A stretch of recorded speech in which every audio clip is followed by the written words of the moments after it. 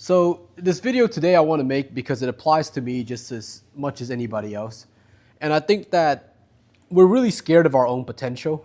Um, in the past year, I've really grown in my career, right? I got this promotion and I had to do a lot more work. And over this past year, I felt really kind of like a cage animal, right? Because I'm doing more work, I'm making more money, but it's not really what I want to do, and it's not really how I want to spend the rest of my life, especially my 20s.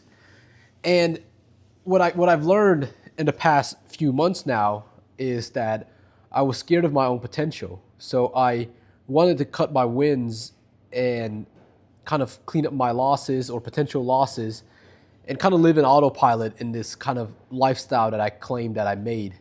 I made it. And keep in mind, this job pays me about $200,000 a year. I think a lot of people would dream about having a job like that, but it's not really something I want to do for the next decades, and especially not in my early 20s because it is very time consuming and it's not really leveraging the abilities that I've gained up until this point. Now, the reason why I bring this all back to people are scared of their potential is that I think everyone is very similar in the way that they don't want to push past their comfort level.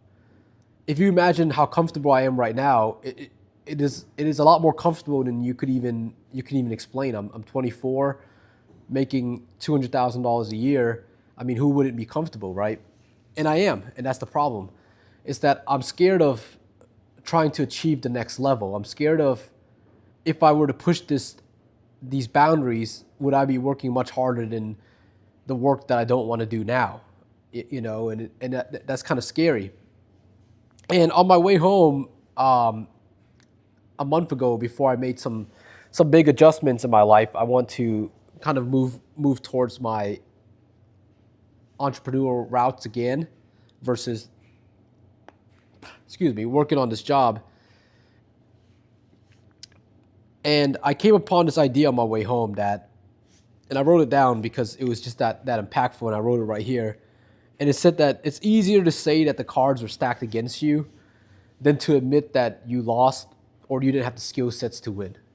And what I mean by that is it's very simple. It's easier to say that the world isn't in your favor. You didn't have the right mom or dad. You grow up in the right place. You didn't have the right environment. You don't have the right genetics. It's easier to blame something you don't control instead of just saying that you competed and you lost. And I think that's what it is. I think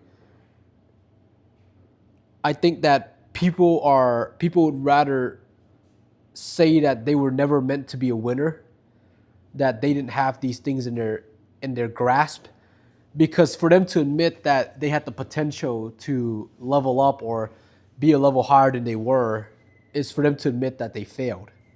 That if they had the potential to do it but they didn't do it, they failed. So people would rather say that they didn't have the potential to do it, and that the cards were just stacked against them, and that's why they lost. And I think it's very crucial to understand that.